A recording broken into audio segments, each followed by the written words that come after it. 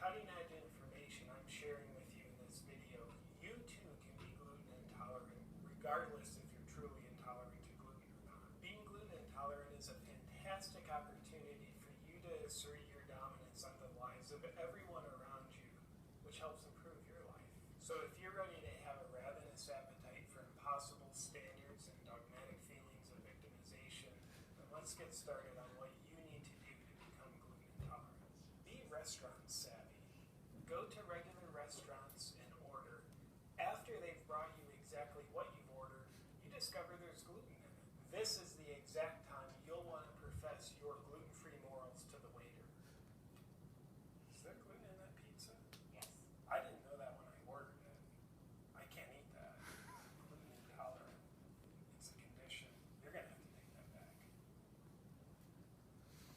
Tell people about your most disgusting bodily functions. Being gluten intolerant means you're entitled to tell people about the offensive things that happen to you if you eat gluten.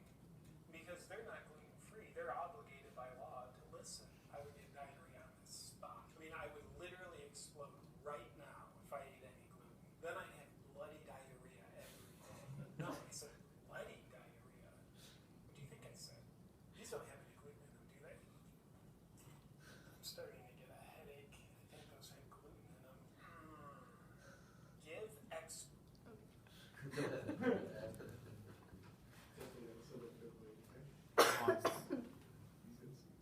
Okay, so my speech is on gluten. It seems all we hear about when it comes to food these days is gluten. So what even is gluten? Jennifer Lawrence refers to gluten-free diets as the cool new eating disorder where you basically don't eat carbs. It seems as if one day everyone was basically fine, and then all of a sudden a big chunk of people are allergic to foods we've been consuming for ages. Is gluten a fad diet, or is it a real problem for some people? So I'll clear up some of the questions you may have about what gluten is. Celiac.org says that gluten is a general name for the proteins found in wheat, rye, and barley. Gluten helps food maintain their shape, so it acts as a glue to keep food together. Gluten is found in tons of food, especially flour, making gluten-free diets complicated at times. A lot of people claim that eating gluten-free is a healthier choice, but there's a difference between a gluten-free diet and a grain-free diet. A gluten-free diet is replacing the things you can't eat, such as flour, baked goods, pasta, etc., and replacing them with gluten-free options. So you're still technically eating the same food, you're just replacing different flour instead of regular flour. A grain-free diet is taking out bread completely, and you can remove consumption of other flours, starches, and grains as well. So is eating gluten-free healthier for you? Coming from a family of people with celiac disease, we've had this discussion tons. If you aren't allergic to gluten, a gluten-free diet isn't great for you. Regular bread tends to have more nutrients in it that are beneficial to your health. A gluten-free replacement, gluten-free bread, it doesn't have a lot of those nutrients that regular bread would have. So if you are allergic to gluten, then a gluten-free diet is what you need to be healthy and keep your body happy. If you aren't allergic to gluten, it's honestly just better for you to eat gluten food.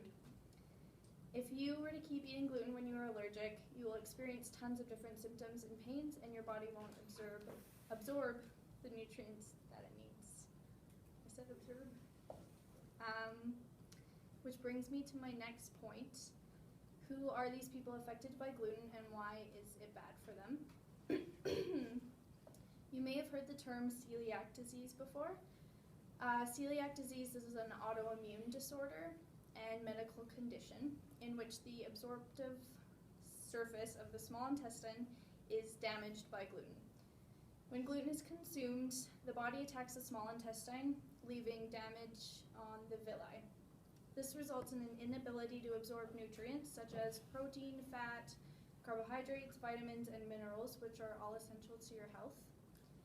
To break it down, the lining of a healthy small intestine has things to grab onto nutrients. So if your small intestine is healthy, you have like little things at the end, and they just suck nutrients in, whereas someone with undiagnosed celiac disease, it's a completely smooth surface. So there's nothing there to grab onto nutrients, so just kind of going through you, it leads to a lot of unhealthy people.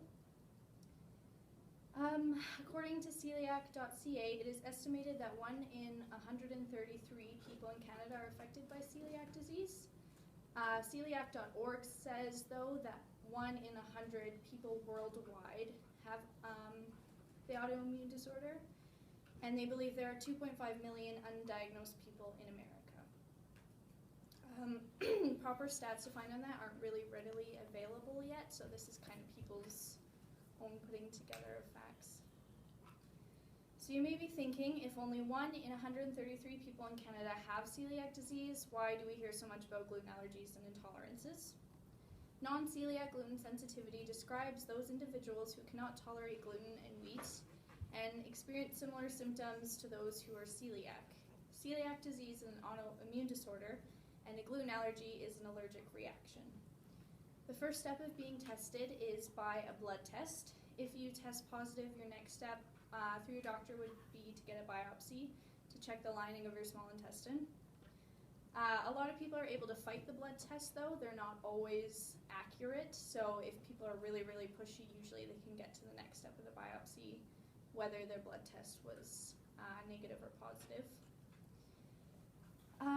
I personally never got a blood test done. For those of you that don't know, I do have a gluten allergy. In order to take the test, you need to have gluten in your system, so the test can pick up if you have a sensitivity.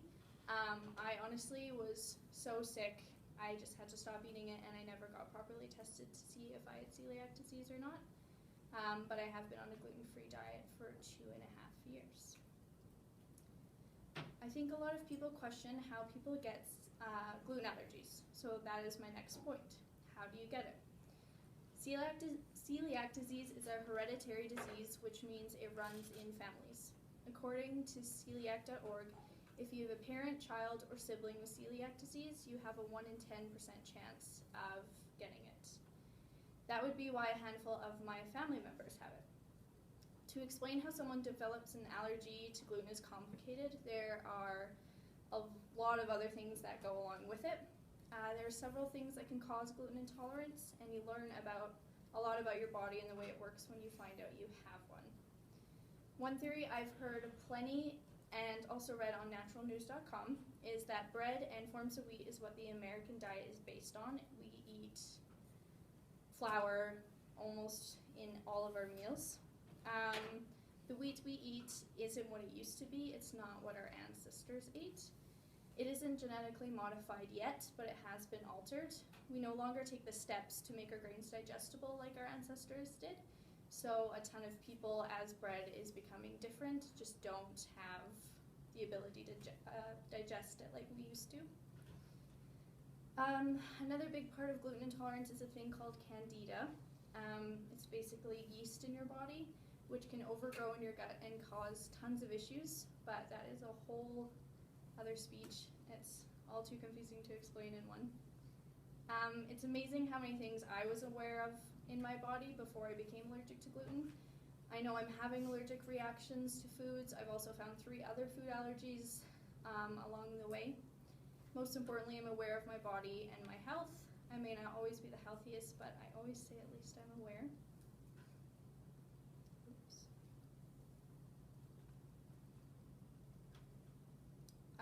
It's been a struggle. I've adapted well over the years, but it definitely has its downside.